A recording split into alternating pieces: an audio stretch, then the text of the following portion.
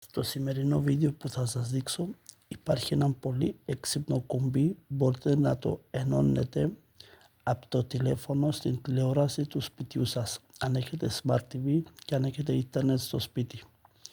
Αυτό το τηλέφωνο είναι Samsung S21. Ερχόμαστε εδώ, ανοίγουμε εδώ κάτω, δεν είναι ανάγκη να πληρώνετε 50-60 ευρώ το μήνα για οτιδήποτε δορυφορικό και άλλα. Θα σας δείξω, είναι πολύ εύκολο. Κατεβάζουμε εδώ, ερχόμαστε εδώ. Αυτό είναι το έξυπνο το κουμπί, Smart View λέει. Αν έχετε Smart TV στο σπίτι, πατούμε εδώ πάνω και αυτή εδώ η συσκευή ενώνεται αυτόματα με την τηλεόραση. Αυτή είναι η τηλεόραση μου.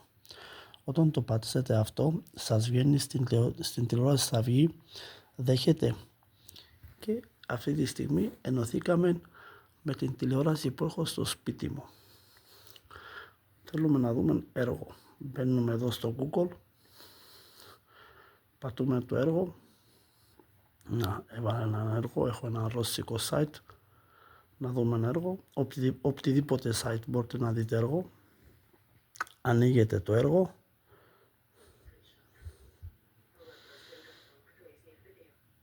Ανοίγετε το έργο, μεγαλώνει η οθόνη στην τηλεόραση και πατάτε να δείτε το έργο. Αν έχετε καλό ίντερνετ στο σπίτι. Αυτό είναι το μαγικό το κουμπί που έχω ανακαλύψει.